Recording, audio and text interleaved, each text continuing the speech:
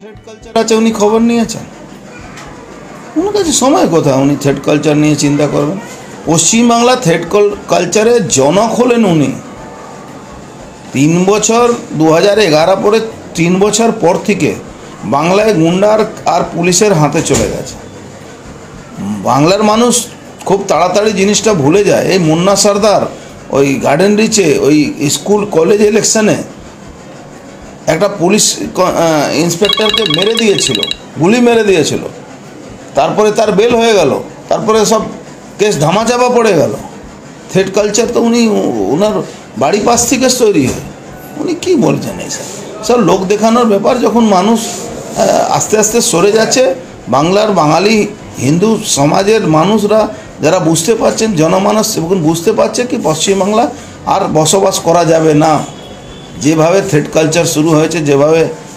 extortion শুরু হয়েছে যেভাবে লুট শুরু হয়েছে যেভাবে স্বাস্থ্য ব্যবস্থাটাকে ভেঙে পড়েছে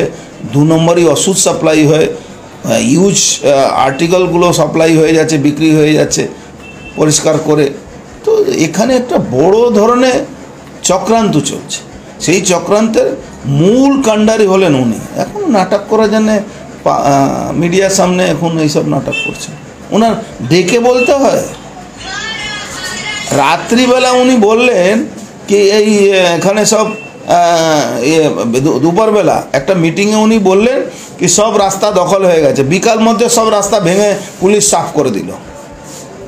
ফুটপাত তুলে দিল আর ওনাকে ডেকে বলতে হচ্ছে মিডিয়ার সামনে নাটক করছেন উনি বাংলার মানুষ সব বুঝে তাহলে থ্রেড কালচার নিয়ে যে এই যে রয়েছে এখন তাহলে কি বর্তমানে ছাত্ররা কি মানে শিক্ষাগত যোগ্যতা থেকে কি নেমে যাচ্ছে কি মনে হয় শিক্ষাগত যোগ্যতা তো থাকা দরকার নেই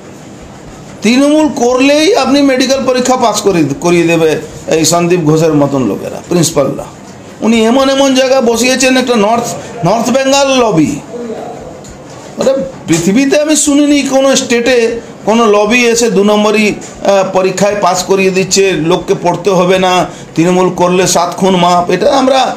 পলিটিক্যাল লোকরা বক্তব্য দিতে না কিন্তু অরিজিনালি এই কথাটা সাধারণ ডক্টররা স্টুডেন্টরা ছাত্ররা মহিলারা যারা সরকারি চাকরি করে আজকে সিএসসিতে আপনি দেখুন তো সিএসসি একদম মমতা ব্যানার্জি একদম পোষা লোক সিএসসি ভারতবর্ষে অত বিদ্যুতের বিল কোথাও নেই একটা কোনো তার বিরুদ্ধে কথা আছে উনি কেন ওখান থেকে টাকা তুলে মমতা ব্যানার্জির কাছে যায় ও যেরকম বলা আছে নাকি সকালবেলা 4 কোটি টাকা না এলে সঞ্জীব গোয়েঙ্কা ব্রাশ করে না তো মমতা ব্যানার্জি 10 কোটি টাকা না গেলে বাড়িতে উনিও ঘুম থেকে উঠেন না ওই অবস্থা চলছে